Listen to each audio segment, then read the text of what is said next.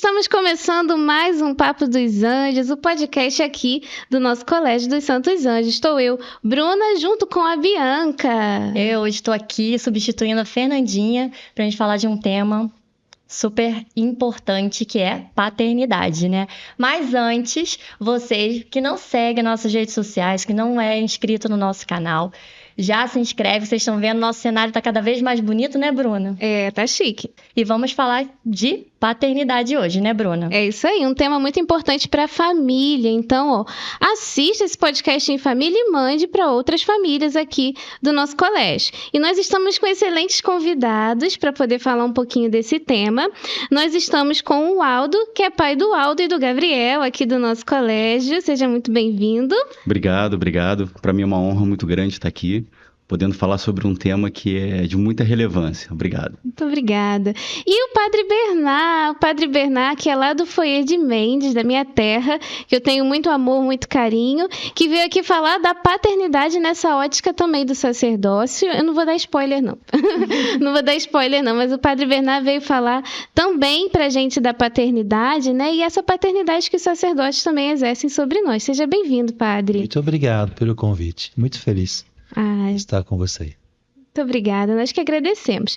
Então a gente começa conhecendo um pouquinho mais dos nossos convidados, para o pessoal que está nos acompanhando conhecer também.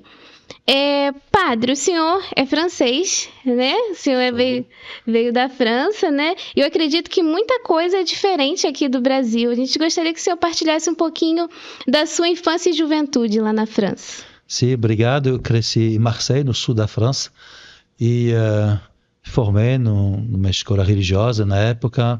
Sou mais velho de 8 filhos, então a vida familiar foi muito intensa. E também participei de uma obra da juventude, onde mergulhei na fé da igreja. Até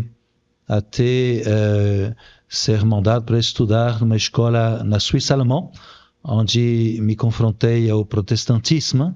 E isso me permitiu de aprofundar minha fé, redescobrir que é minha fé católica mesmo. Então, e mais tarde, ao final desses estudos, respondi a um chamado do Senhor para ser sacerdote.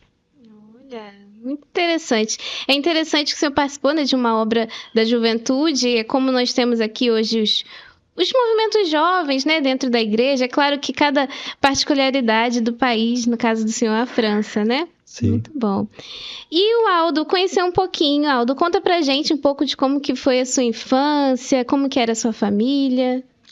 A minha infância, eu sou nascido no Rio de Janeiro, mas vim novinho para Vassouras, com bebê ainda.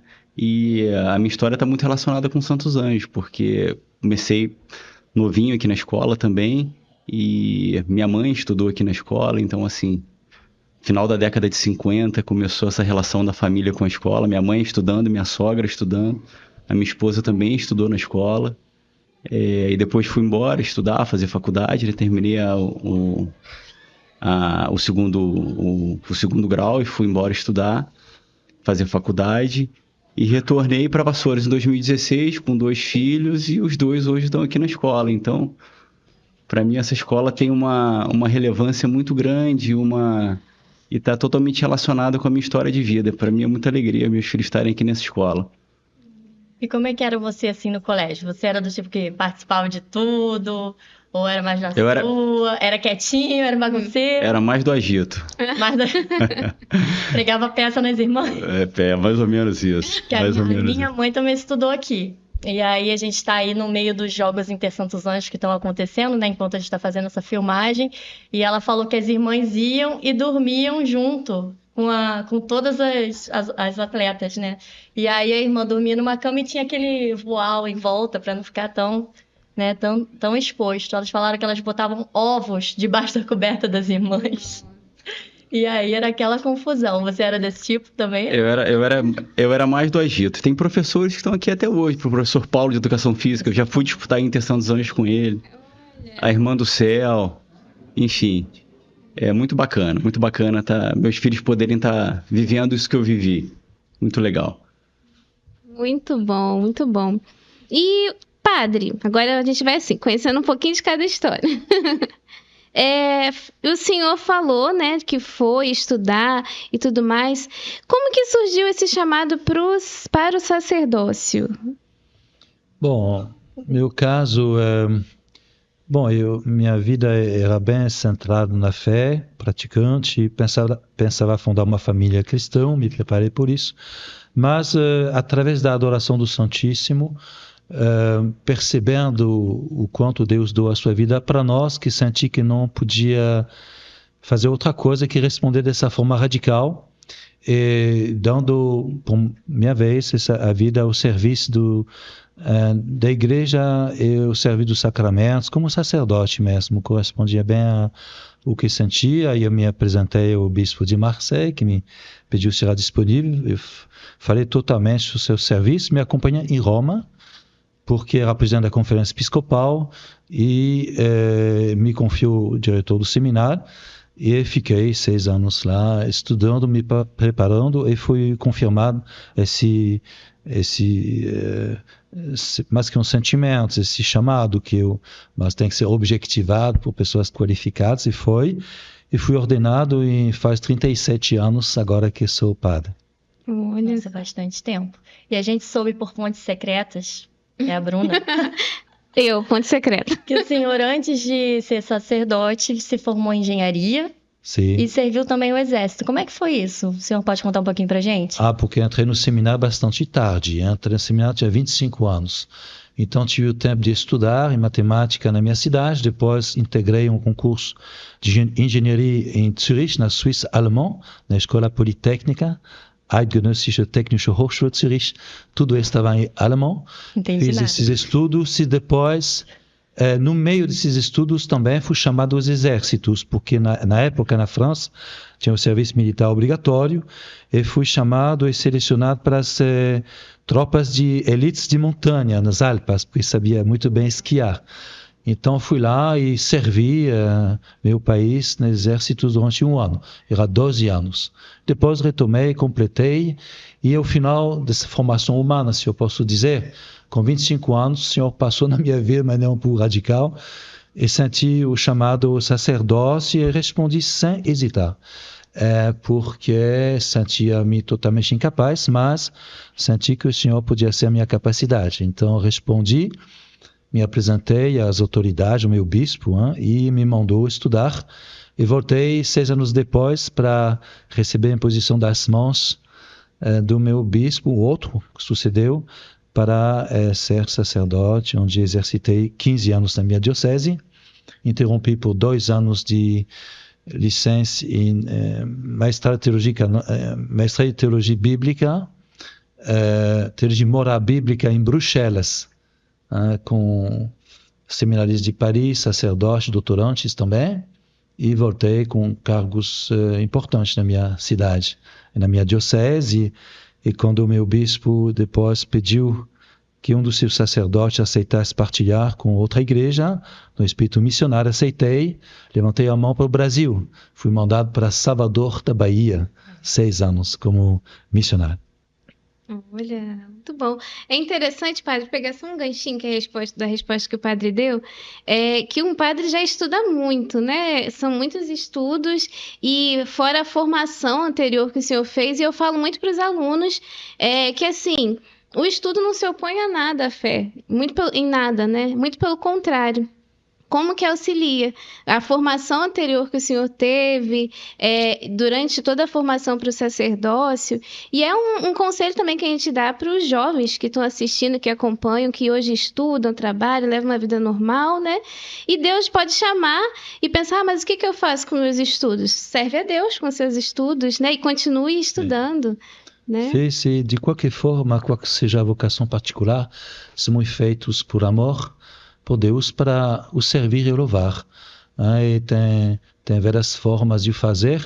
Para os leigos, os batizados ordinários, servir Deus é ordenar as realidades temporais do mundo a Deus. Quer dizer que na sua profissão, na sociedade onde você exercita, você é sinal da presença do amor de Deus e da sua comunhão. Então, qual que seja, a partir do batismo, somos todos integrados à igreja que é missionária, que anuncia, que é o sinal da presença do amor de Deus no meio de nós. Muito bom, muito bom. Então, vamos direto ao ponto?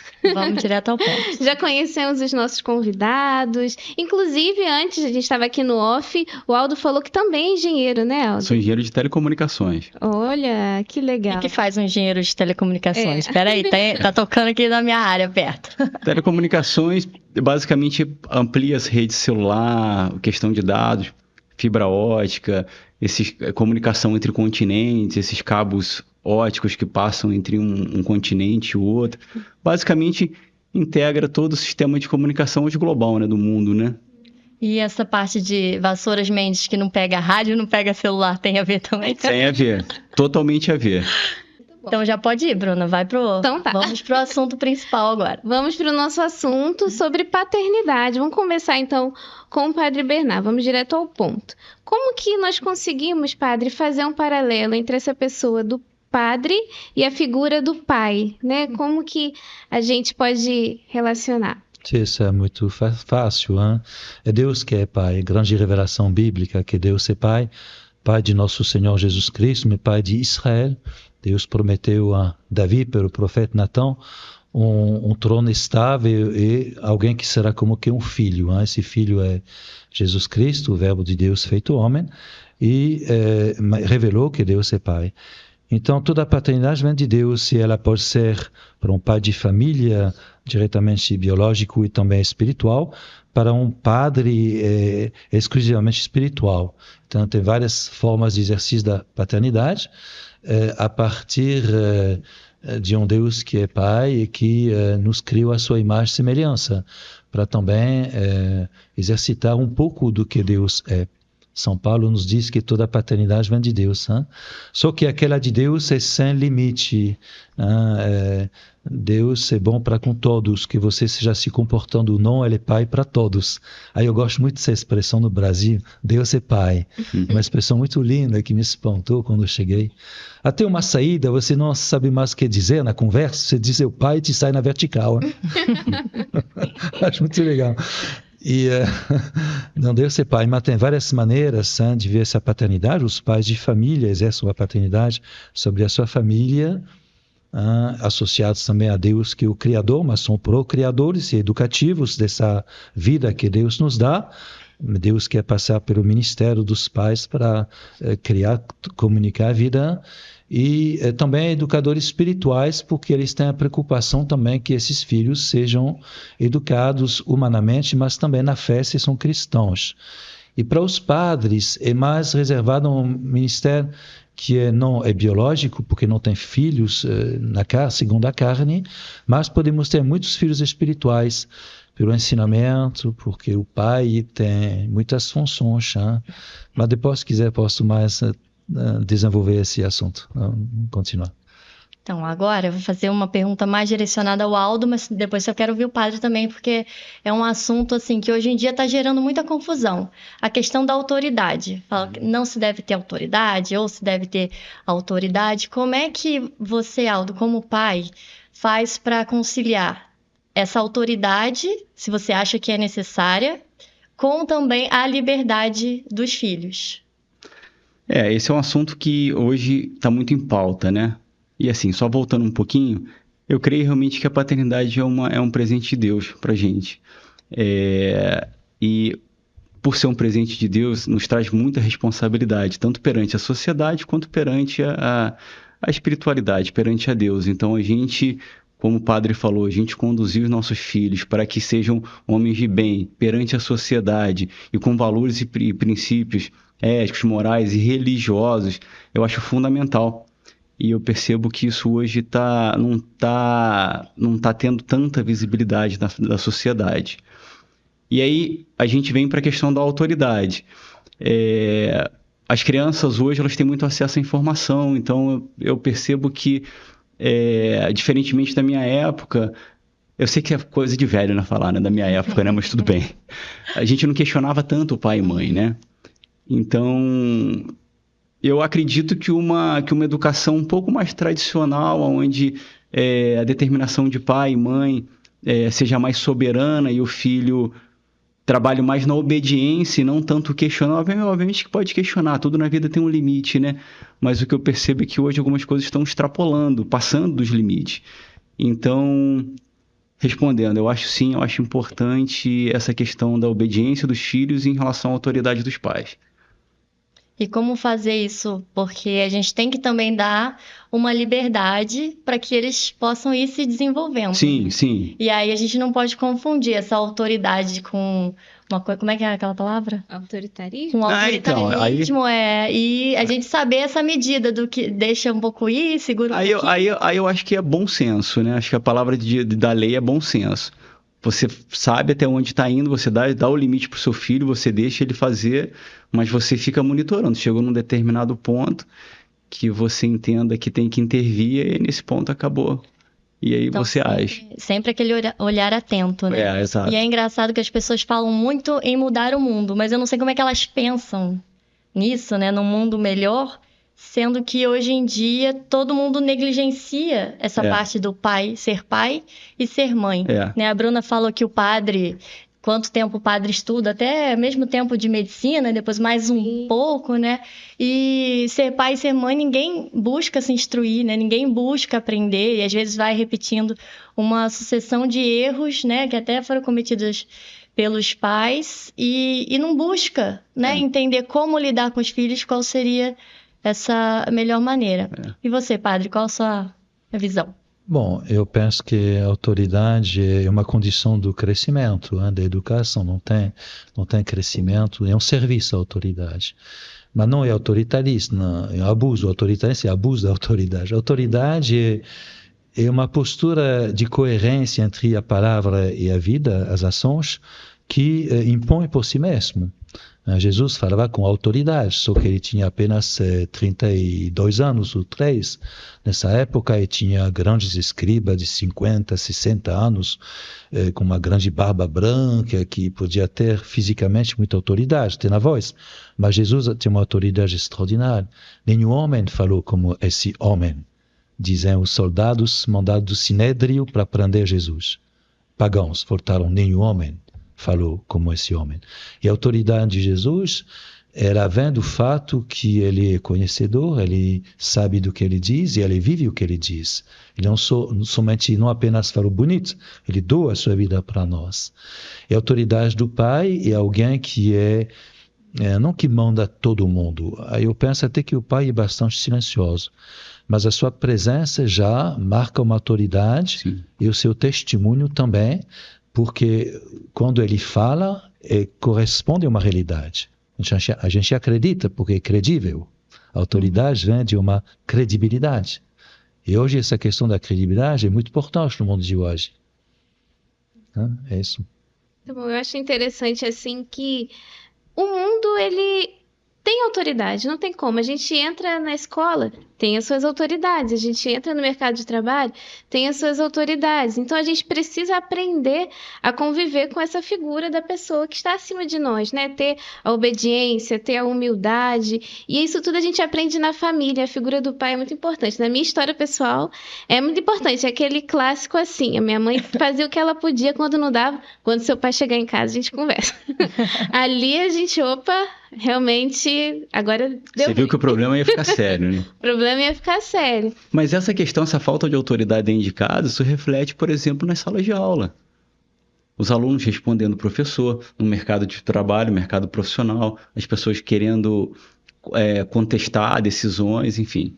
Eu estava lendo um livro do Roberto Mallet, ele fala sobre arte, né?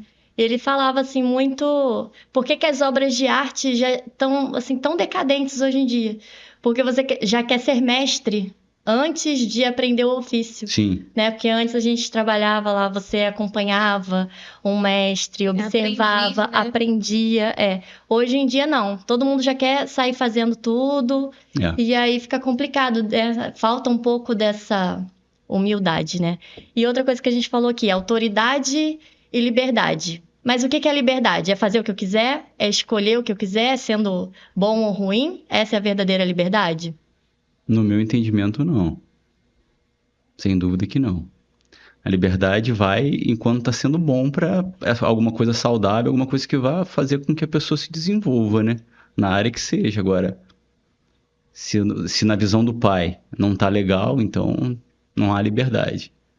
E até pro adulto também. Até pro adulto também, exatamente. Mas eu acho que hoje a gente tem uma ferramenta que distorce muito as coisas, que é a tecnologia, a velocidade da informação, através de rede social, enfim.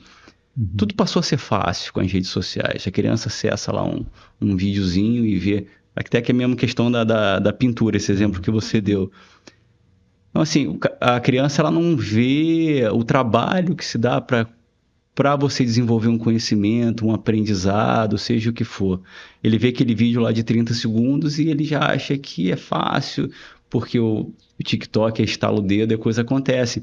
Então, assim, eu acho que esse conteúdo ele está gerando muito disso que a gente está conversando, esse tipo de conteúdo. Então, é uma coisa também que, na minha visão de pai, é algo que tem que ser muito bem controlado. Eu acho até que acaba limitando um pouco a inteligência também, né? Sim. Esse negócio de chat GPT. Sim. Eu falo, é maravilhoso. Tem hora que a gente não quer escrever texto nenhum, bota lá.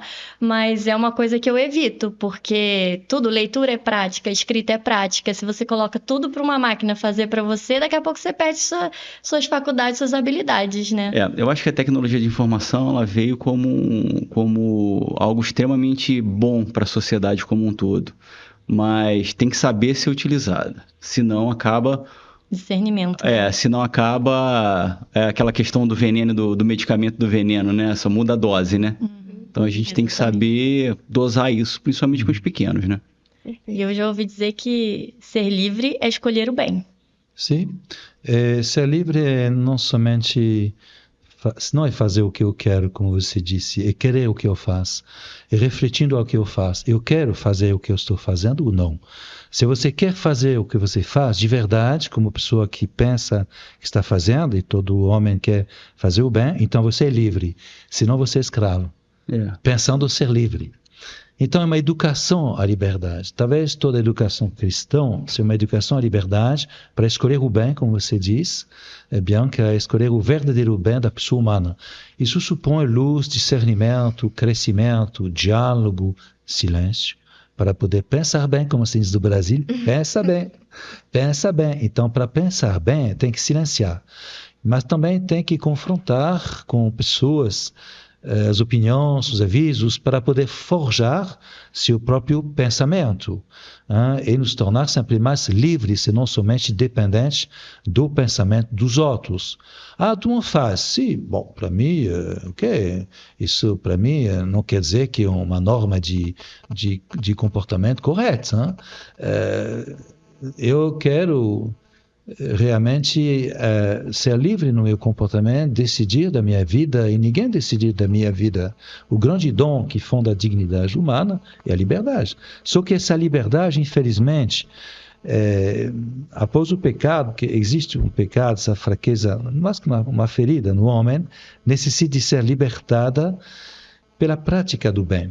Então, é uma educação à liberdade. Eu penso é a função também dos pais para educar aos poucos, e também dos padres, a educar os fiéis, não os fiéis de Deus, nós somos todos fiéis de Deus, a ser livres, a libertar sua liberdade para amar. A liberdade tem uma finalidade, ela é dada para amar a liberdade.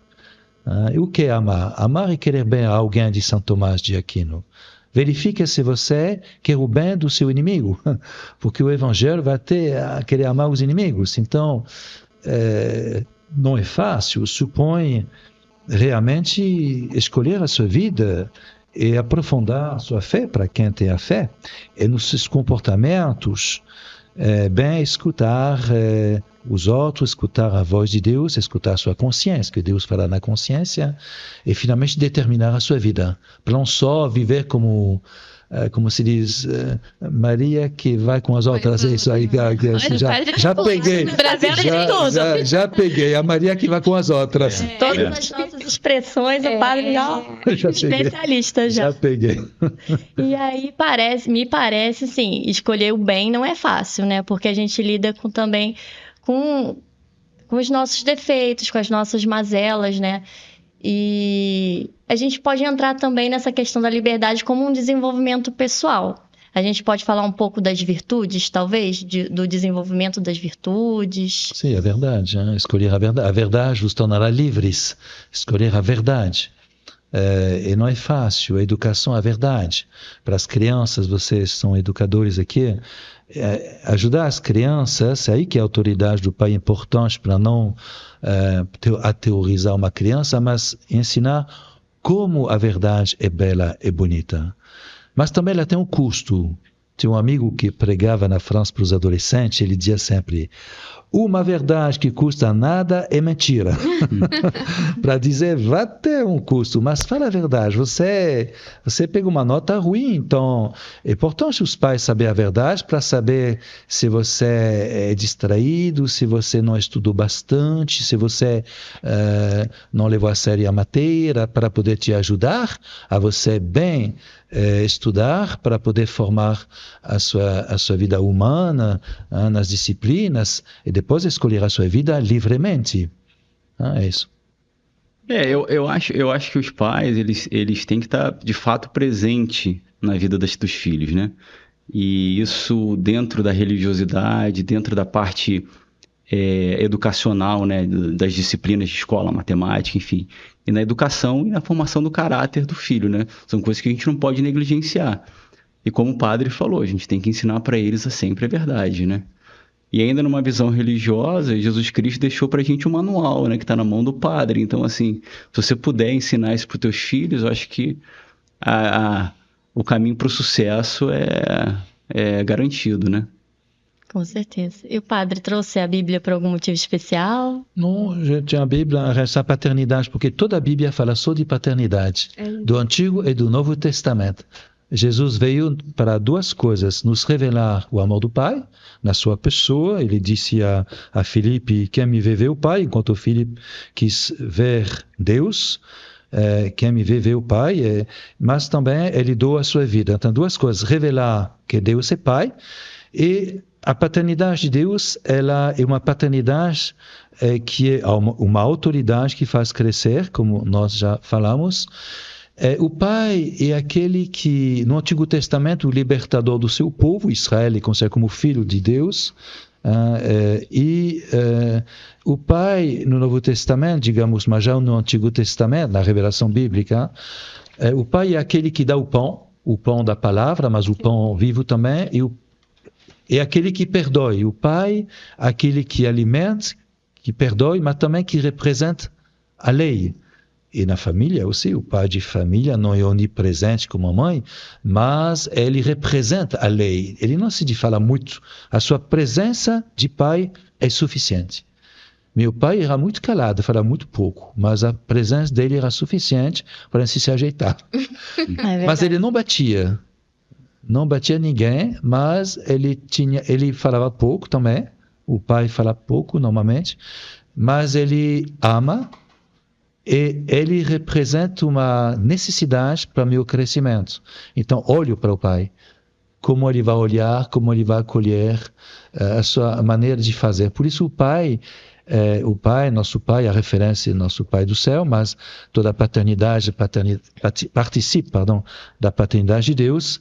Ela é uma paternidade de bondade. Deus é bom. Deus é bom. A criação também expressa essa bondade de Deus. Deus é bom. Então, o pai é alguém de bom, fundamentalmente. Alguém que perdoa, mas que é capaz também de exigência. A exigência do amor.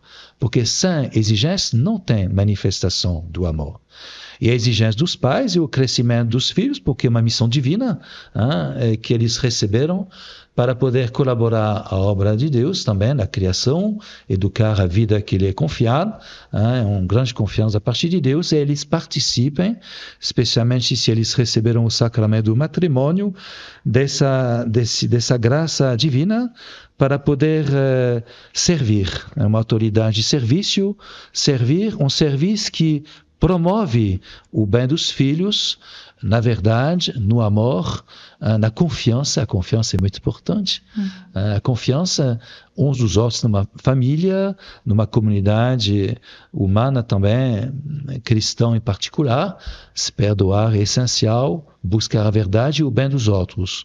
Tudo isso contribui ao crescimento da liberdade, que finalmente é a finalidade da educação cristã, porque chegar à liberdade dos filhos de Deus é o que Deus quer promover em cada um de nós, mas ele passa por mediações, a mediações dos educadores, dos pais, das mães, e tudo isso vem do nosso Pai do céu. Toda a paternidade vem de Deus.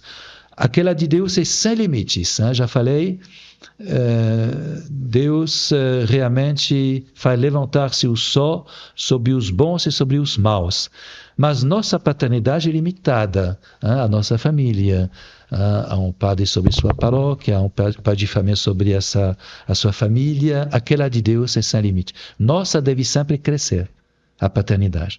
Mas quero desde já agradecer pelo assunto, porque um dos assuntos mais difíceis de hoje, mais desconhecido talvez, e mais necessário para a educação e crescimento das pessoas, das crianças, dos jovens, das pessoas também, para a sociedade renovada, numa vida convivial, uma vida fraterna, como nos relembra o Papa Francisco, Fratelli Tutti, a partir de um pai, que é o nosso Pai do céu. Então somos irmãos. O padre foi falando, foi me dando um monte de insight aqui. É uma coisa sobre complementar, né? Porque a irmã Maria da Glória veio aqui e falou, a gente estava falando sobre o Dia da Mulher, e ela falou assim... sobre mãe, né? Aí eu falo, quando eu penso em mãe, eu penso em pai. Não tem como eu pensar em mãe sem pensar no pai. E a gente sabe que tem esse complemento. E o padre também falou agora a questão de que é um assunto difícil, porque parece que as pessoas não estão entendendo. O homem não entende mais o seu papel de pai, a importância que ele tem, né? E às vezes isso causa uma revolta nas mulheres, que muitas vezes se veem sozinhas, sem essa figura do pai para dar esse apoio, né? Que eu falo, meu pai também para mim foi um exemplo extraordinário. Quando ele morreu, eu falei assim, se um dia eu for 30% do que ele é, eu já tô na vantagem. E lá em casa eu sabia que a minha mãe mandava em muitas coisas, mas quando o bicho pegava, a gente sempre recorria a essa imagem do pai. Aí eu queria que vocês falassem um pouquinho sobre esse complemento de pai, de mãe, como é que vocês veem essa situação? Eu penso que aquela formação clássica familiar, né, do pai, a figura paternal, o provedor, né, e a mãe, a atenção dos filhos e da casa, eu penso que essa fórmula é uma fórmula de sucesso. O que a gente vê hoje é o pai para um lado correndo, a mãe para o outro correndo, porque a gente hoje vive numa sociedade meio conturbada e difícil, e a gente está muito apegado em valores materiais, né, no corre-corre do dia a dia, então isso aí está um pouco adormecido, né? Sim. Mas eu acho também que isso é um dos motivos da sociedade estar adoecendo, né? Que eu penso, né, que esse pode ser um dos principais motivos, essa atribulação do dia a dia, voltando ainda na questão da tecnologia, muita informação, até mesmo quando os pais estão em casa com as crianças, eles estão fisicamente lá, mas às vezes estão com a cabeça longe, e cada um no teu mundinho. Mas eu acho isso ruim, acho que aquela formação clássica de família, como a Bíblia propôs, e é o que a gente vê que eu acho que é uma receita de sucesso. O pai é aquela figura, é o cara, é a segurança, e a mãe é a que aninha todo mundo, né? Eu acho que é mais ou menos por aí. Eu conversava hoje com o Michael, a gente falou sobre essa questão que aconteceu lá no Rio Grande do Sul e tal. E aí ele falou, poxa, tinha um jogador lá famoso, quando foram ver o cara sumiu, acharam o cara lá carregando os outros nas costas, ele colocando ali a força dele a serviço, e ao mesmo tempo eu acompanhava uma jornalista também no Instagram, e elas acolhendo as crianças, sem pai, sem mãe, dando um abraço, assim que cada um... Eu acho que isso é da natureza, né? Ela acolhendo a criança e ele carregando gente nas costas. Né? Um jogador de futebol, muito emblemático isso. mostrar esses dois papéis, né? Sim, sim. Deus é pai e mãe, na realidade. Eu pensava, escutando vocês, essa pintura do século XVII de Rembrandt, um pintor holandês, que acolhe o filho pródigo. Ele aplica contra a sua barriga, não contra a sua cabeça, com a sua barriga, como se fosse o útero de mamãe, finalmente. A barriga dele. E ele tem uma mão masculina e uma mão feminina. O homem que tinha esses dois filhos, o filho pródigo, que esbanjou tudo, voltou de cabeça por baixo, foi acolhido pelo pai, que quis celebrar a festa, a alegria, a dominante alegria do pai, que perdoe. E essa pintura bem conhecida no mundo universal. Esse homem é pintado por Rembrandt com uma mão masculina e uma mão feminina. Deus é pai e mãe. Eu não posso ser os dois. Sou pai, mãe é mãe, pai é pai, não pode misturar tudo, mas tem que cada um, é um pouco dos dois, sim, cada um, mas é bom de bem identificar, porque cada um tem a sua missão própria. Escuta, às vezes, eu sou pai e mãe, né? Sim, não, você é pai ou mãe, então não os dois, sou Deus que os dois, né? Então o certo é cada um assumir seu papel. Por isso todo mundo tem que entrar na sua colaboração. É a omissão dos pais, quando as mães querem ser amigas das filhas, isso leva em nada. Você não é amiga da sua filha, você é sua mãe. Tem que entender quem é cada um. O pai, você não é amigo. Bom, tem uma proximidade particular, afetiva, de certa forma, mas o pai é o pai, a mãe é a mãe. Cada um tem que ser quem ele é e aceitar a sua identidade, a sua missão própria, para não desistir. Isso é importante. Eu ia falar exatamente isso que o Padre falou. Porque, assim, tem a fase da adolescência, né? Seu filho mais velho tem... 10, tá quase. Tá quase. Já tá começando a dar sinais. Nossa, aí é aquele momento que os pais já não são mais modelo, né? Eles buscam uma referência de fora. Mas aí, como vocês acham, não sei se você já refletiu sobre isso, Aldo, que a gente, sem confundir as coisas, sem virar amiguinho do filho, porque você não é amigo, você é pai, você tem essa autoridade de pai e essa coisa não pode ser confundida, mas como que você acolhe e ainda fica ali aquela sensação do que seu filho pode contar com você, mesmo não sendo coleguinha, né? Então, como eu falei no começo, eu acho que a paternidade é um presente que Deus dá pra gente. E eu acho que tem uma coisa que está acima de tudo, que é o amor. Quando o seu filho, desde pequenininho, ele recebe o amor, ele tem essa confiança, você cria um laço, uma relação saudável de amor legítimo mesmo pelo teu filho. Eu acho que todas as dificuldades são superadas, seja na fase da birra, dos pequenininhos, seja nessa pré-adolescência, adolescência. Vão existir momentos difíceis, momentos mais conflituosos, mas o seu filho sabe que você tem um amor legítimo por ele e que ele ele também demanda esse amor legítimo por você. Então, as dificuldades são superadas quando existe a confiança. E até mesmo a questão da autoridade, da liberdade. Quando existe essa relação de amor, essa relação legítima entre pai e filho, isso foi muito natural. Isso é naturalmente. Tem coisa assim, a gente conversa e tal, mas são coisas que são naturais de uma configuração familiar, né? Eu acho que quem comanda tudo é o amor. Eu acho bonito porque o padre citou, né, essa figura do pai ali, do filho pródigo, essa pintura lindíssima. Eu acho que ela expressa muito bem isso. O pai, né, vamos dizer que esse filho pródigo representa esse filho na adolescência, essa fase que eles começam a olhar mais para fora, já não dão tanta atenção, porque quando é pequeno, meu pai é meu herói, minha mãe é minha rainha, quando vai crescendo já não é tão assim. Como esse filho pródigo que começou a olhar para fora, quis ir, né, para o mundo, mas quando o calo apertou, ele lembrou de duas coisas. Um é do amor do pai, que ele podia voltar, e o outro é da autoridade. Isso tanto aí. Que ele já pensou, vou chegar pedindo para ser serviçal.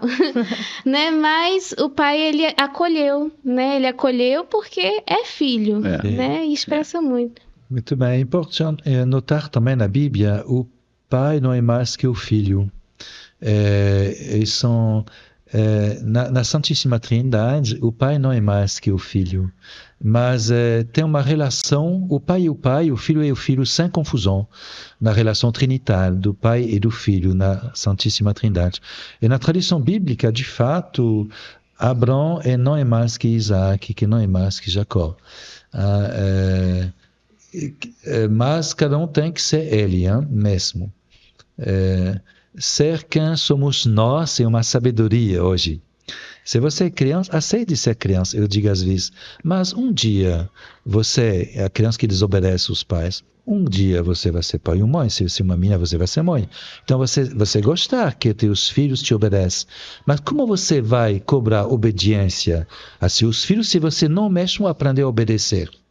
Então, o pai foi filho na humanidade. Antes de ser pai, a gente é filho na humanidade. Em Deus é diferente, mas o bom pai é aquele que foi filho também, aprendeu a obedecer. Jesus, eu vi que no Evangelho, Jesus chama seus 12 filhinhos só depois do mistério pascal, que obedecer, pai, não a minha vontade, mas a tua vontade seja feita. Se torna pai após que ele obedeceu. Então, tem uma paternidade de Jesus para os seus discípulos, após o mistério pascal, de uma certa forma, porque obedeceu até o fim ao Pai dele, que é nosso Pai do seu Pai, de nosso Senhor Jesus Cristo, mas também nosso Pai, como diz São Paulo. Essa parte da adolescência, sim, padre, a gente está falando muito da parte do pai. Agora, o que a gente pode falar para os adolescentes, assim, então, às vezes até os professores, né, eles são confrontados, os pais são confrontados, aí chega no momento da adolescência que às vezes a gente percebe que o pai, às vezes, não é o herói, que a Bruna falou, que o pai tem os defeitos. Como que a gente fala para o adolescente que essa parte dele também precisa ter um pouco de compaixão, né? Um pouco de caridade com os próprios pais, né? Como é que a gente pode explicar isso para ele? O pai não é mais que você, ele não é mais perfeito que você, mas ele é pai. E você é filho. E não tem um que mais que o outro. E o filho promove o pai. O pai nunca entra em competição com o filho. Ele é super valorizado quando o filho o ultrapassa. Dizem que existe isso, né? Que o teu pai é a única pessoa no mundo que vai ficar feliz vendo você tendo mais sucesso do que ele, né? É verdade. Eu acho que não tem nada mais emblemático do que isso, né? Eu acho que os filhos também precisam entender que não existe ninguém no mundo, a gente fala isso muito pra Laura, não existe ninguém no mundo que quer mais o seu bem do que o seu pai e a sua mãe. Isso. Não existe. Mas é até interessante, né, dentro da sua pergunta, para aquelas pessoas que não tiveram um referencial de pai tão grande assim. Eu posso dizer, meu pai, né, é um grande referencial para mim, você, apesar dos defeitos, mas a gente entender, ter essa caridade, como a Bianca falou, que apesar dos nossos defeitos, né, que o pai possa vir a ter, é o nosso pai. Né? E a gente tem que aprender a amar, né? A respeitar, independente disso, né? Sim, nossos pais são os nossos pais. Eles têm os seus defeitos. Talvez não chegaram a uma competência profissional que a gente tem, mas são os nossos pais. A qualidade do pai é de ser pai. E esse dom, ninguém pode tirar. Ele vem de Deus e foi ao meu serviço. Então sempre eu vou ficar grato. Eu acho também que isso vai do amadurecimento do adolescente, né? Porque passou aquela fase que o teu pai é o teu super-herói, a criança vai crescendo, vai começar a ter entendimento da vida, obviamente que ela vai ver os defeitos dos pais, porque todos temos defeitos. Mas aí volta aquela questão do respeito, do amor que você tem, você vai administrar defeitos e qualidades, assim como é com a tua esposa, com o teu irmão, com o teu pai. E a vida segue dessa maneira. Sim, eu quis falar ao início que esse assunto é muito delicado, porque nós estamos no mundo da produção do rendimento. E isso é da ordem do ser, e não do produzir, do fazer. Então, o mundo atual tem dificuldade de entender a gratuidade desse dom de Deus, que é a paternidade como um serviço. É porque nós estamos na produção, a gente não entende mais, está no poder, no fazer, no ativismo, e esquece o ser. Por isso falei, mas o pai, a sua presença é suficiente. Não necessita de justificar muita coisa. Ele é presente. É isso aí. E eu acho assim também que é uma oportunidade, quem busca aprimoramento pessoal, quer oportunidade melhor do que a paternidade e a maternidade para você aprender a ser menos egoísta, Sim. né, para você se desenvolver, porque hoje às vezes as pessoas falam, né, não quero ter filho, por quê? Porque dá trabalho. Você não quer porque o filho chora de madrugada, você tá com sono, você tá até doente, você acorda para se colocar a serviço mesmo daquele outro ser que tá ali, né? Então eu acho que é uma Exatamente. oportunidade sensacional para você ser uma pessoa melhor. Melhor, sem dúvida nenhuma. Melhoríssimo. Sem dúvida nenhuma. Concordo plenamente. E a questão do amor que o Aldo muito falou, eu acho que eu esqueci o que eu ia falar. Porque o amor, assim, às vezes a pessoa, eu amo até a parte que eu concordo. Depois, Só até onde me convém, só né? até onde me convém. É muito que a gente ouve, assim, da igreja, eu falo porque eu também já fui um pouco assim. Eu amo a igreja até o momento que ela aperta meu calo. Depois, não, eu não concordo com isso, mas eu sou da igreja, mas com essa parte eu não concordo, essa parte eu não vou fazer. Então eu vou unir a outra parte da religião, de outra religião que eu gosto, e aí eu vou montar a minha própria religião. Acontece também, né, com a questão de não entender o que é esse amor, de amar até nos defeitos mesmo, né, principalmente. Mas eu acho que essa escolha de você, sei lá, não vou ter um filho para não ter trabalho, isso é o cúmulo do egoísmo, né? É uma loucura, né? É uma loucura. Pensar nisso é uma loucura, porque não tem nada melhor, né, do que você ver um fruto seu se desenvolvendo, né? Sim, o amor está na gratuidade. O amor é gratuito. E nós somos feitos por amor e para amar, então tem que encontrar essa fibra. E eu penso que a família, onde tem pai e mãe, é o único lugar que sobra no mundo de hoje de verdadeira gratuidade. Isso. O filho não é amado porque ele é brilhante, inteligente, bonito, porque é ele só. Então isso é incomparável, isso vem de Deus. É um dom da paternidade ou da maternidade. É isso que o mundo de hoje necessita de redescobrir. E até os pais mesmo, porque o que a gente acaba vivendo, né? Os pais, eles dedicam a vida, dedicam tempo, dedicam dinheiro ao filho. Meu filho cresceu, eu tenho que me retribuir. Não, e também eu vou dar tudo pro meu filho. Tudo que eu não tive, eu vou dar pro meu filho. Aí só quer dar, vai dar. Mas entender essa gratuidade, né? E a gente volta na liberdade de novo, né? De que, assim, os pais, eles se doam gratuitamente. E essa liberdade está também de que eu vou sempre querer o melhor pro meu filho, mas que ele vai ter que ter a liberdade de trilhar os caminhos, né? De escolher e não, tipo, tudo tem que voltar para mim. Meu filho tem que morar perto de mim, meu filho tem que escolher o curso que eu quero. Os pais não são os donos dos seus filhos. Eles não são os nossos filhos, são os filhos de Deus. E também é uma educação à liberdade para que cada um possa lidar com a sua própria existência.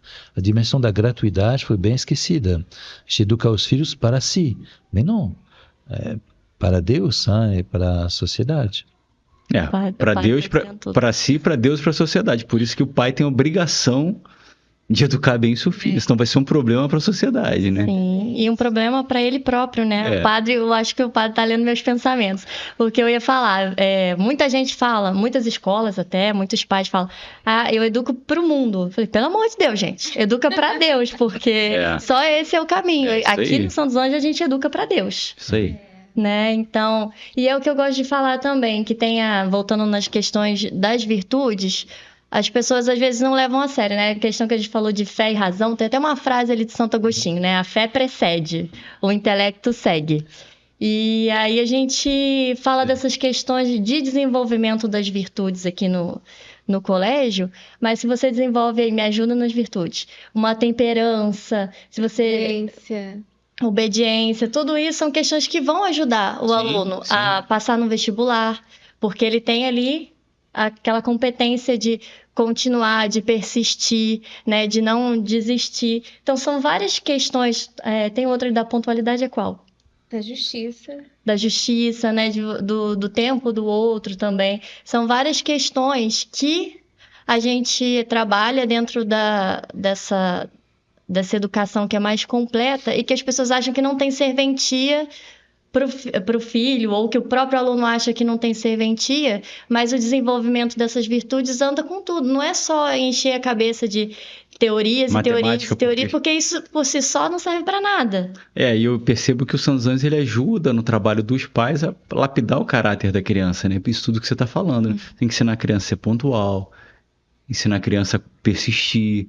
Isso aí é um diferencial, né? Ainda mais hoje em dia, né? Sim, o filho também ensina o pai ou a mãe a ser pai ou mãe, porque para ser pai tem que ter filhos, finalmente. Então, e do filho, o pai aprende a sua paternidade, ou recebe sua paternidade do seu filho. Então, tem uma geração mutual. Geração, sim, tem engendrement em francês. Uma geração mutual. Gerar, não sei como se diz. Desculpa, padre, não entendi. Gera o outro reciprocamente. Ah, É uma sim. geração mutual, não. Engendrement, a palavra em francês, Geração não sei. mútua. Geração mútua. Quer dizer, o pai educa o filho, mas o filho educa o pai. Muito, educa muito. Então, tem essa reciprocidade, como se geração mútua, não sei dizer. Uma Falar. educação, Educação mútua. Mútua porque nunca é só num sentido. Sempre tem o outro, a reciprocidade. Hein? É uma Sim, via de sem mão dúvida dupla. nenhuma. Mesmo porque eles são umas esponjinhas, né? Eles absorvem tudo. Eles absorvem tudo. Eles é absorvem verdade. tudo. Não adianta falar, você tem que dar o É um exemplo. exemplo. O exemplo vem na frente, né? Eu observo muito nos meus filhos isso. É exemplo o tempo todo, exemplo. Você fala, agora se você muda a sua conduta em determinada coisa, rapidinho eles vão estar agindo conforme você quer. Sim. Nos obriga a ser autênticos, coerentes. Nos tornarmos pessoas melhores, né? O pior quando os pais, o pai em particular, desiste da sua autoridade e não se interessa, só quer agradar, mas demissiona da sua vocação de pai.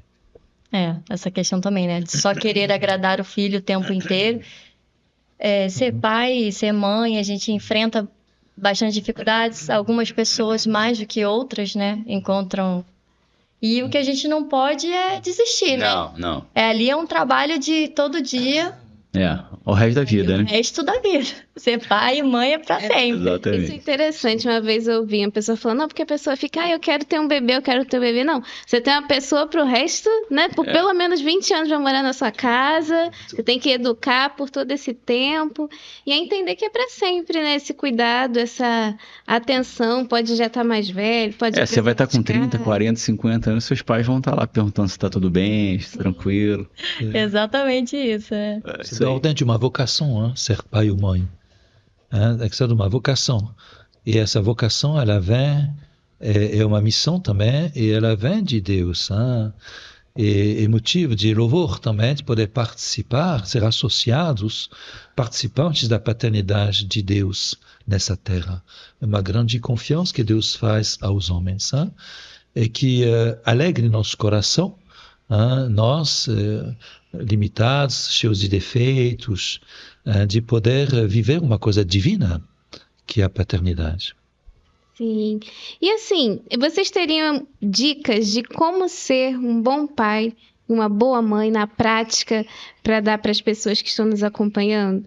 Um resumão aqui de tudo que a gente falou. Um resumão. A vida do homem depende a quem você obedece. Autoridade e obediência é a mesma coisa. Para ser um bom pai, ter que ter uma obediência também ao Espírito Santo para mim. Tem que ter uma obediência profunda pessoalmente. Jesus, que foi obediente ao Pai até a morte, mas ele foi pai de uma nova humanidade. Então, eu penso que toda uma descoberta humana e espiritual. É um trabalho constante da nossa vida para poder integrar nossa identidade profunda dentro da nossa missão. Eu penso que o amor tem que ser legítimo, né? E o matrimônio também é fundamental, né? Porque a estrutura do casal reflete diretamente no filho. Então, um amor legítimo, pais e mães que se respeitam, que são companheiros de vida, né? O filho vai ver isso, o filho vai absorver essa energia boa. E seguir e fazer com que teu filho escute a palavra, né, de Jesus Cristo, porque esse é o caminho que a gente tem para viver aqui nesse mundo que a gente está. Eu acho que minhas dicas são essas. Muito bom, gente. Agora eu queria falar um pouquinho do foyer, né? Vamos falar um pouquinho do foyer. O Aldo não conhecia, Não. mas o padre já fez o merchan aqui do foyer. Conta um pouquinho pra gente, padre. Família espiritual, com pessoas consagradas, que não são religiosas, de uma ordem religiosa, mas que aceitam de dedicar a sua vida ao serviço de uma missão que, para nós, é a acolhida de peregrinos, a pregação de retiros. Hein?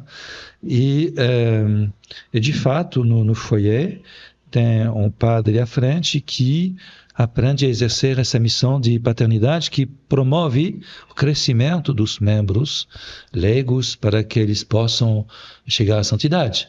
Então, um serviço de uma autoridade que é um serviço de crescimento para o bem de uma comunidade que deve ter aos poucos um testemunho, uma irradiação, uma vida evangélica, se eu posso dizer, que pode ser um sinal no mundo de hoje da presença de Deus. A Bruna já morou lá, né? Sim. Eu fiz um retiro que eu falo que foi muito engraçado. Porque eu cheguei lá e falei, o que eu tô fazendo aqui, gente? Santa Terezinha no tema. Eu falei, quem é Santa Terezinha? Descobriu lá. Nada. Eu contei pra Bruna, adoração. Eu falei, gente, o padre foi embora. Tá todo mundo aqui parado.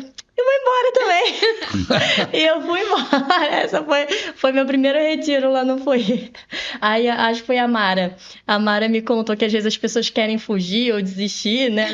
A crise da mala, né, padre? Tentação da mala. Eu já cheguei lá, eu esqueci tudo. Eu falei, meu Deus, o que eu vim fazer aqui? Que medo. Aí eu esqueci tudo. Aí eu cheguei pra Mara e falei, Mara, eu esqueci tudo. Escova de dente, pasta, shampoo, esqueci tudo. Desodorante. Aí eu falei, vou lá embaixo buscar. Acho que ela achou que eu ia fugir. E falou assim, não, nós temos tudo aqui, fica tranquilo.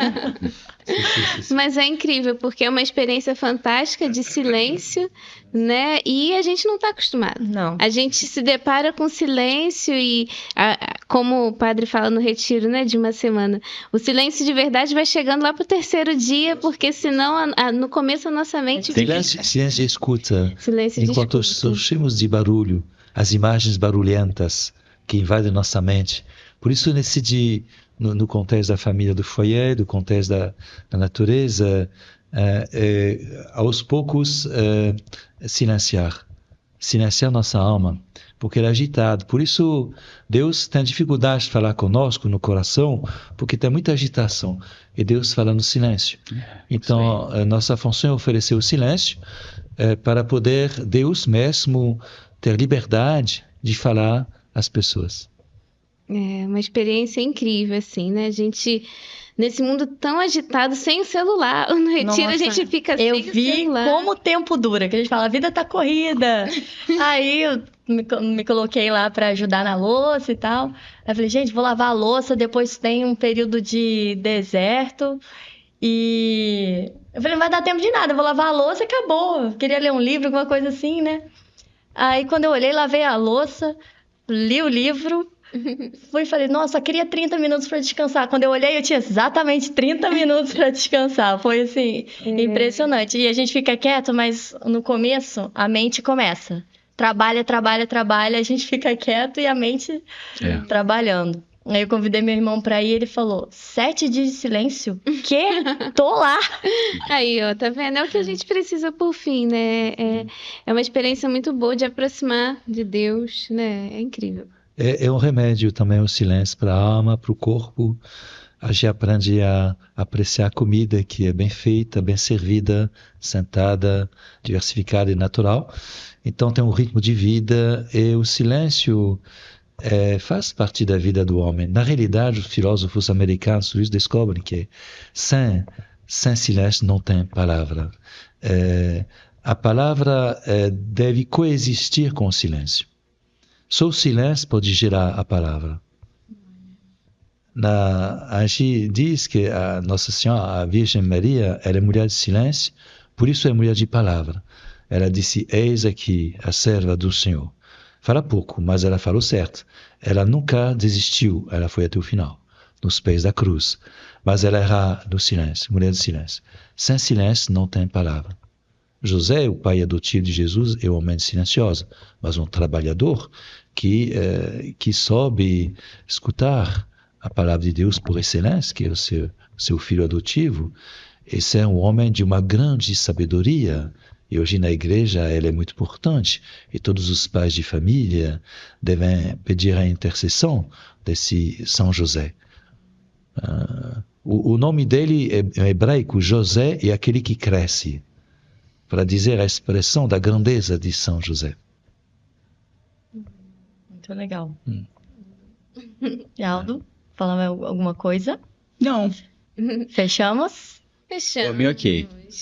Muito bom. Nossa, é interessante porque é uma descoberta. Eu tava pensando aqui, a gente fez o podcast Dia da Mulher e o nosso objetivo era falar das mulheres. A gente caiu maternidade. Falamos sobre a mãe e Deus na sua perfeição, na sua providência, preparou para que a gente tivesse esse momento para falar da paternidade, que é muito importante, né?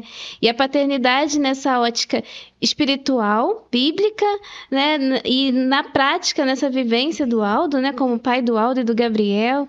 Então foi realmente um momento muito precioso. Eu agradeço vocês o convite, tá? Para mim foi um prazer. A gente que agradece. Eu vou fazer aqui o merchan do colégio, né, gente? As matrículas já estão abertas.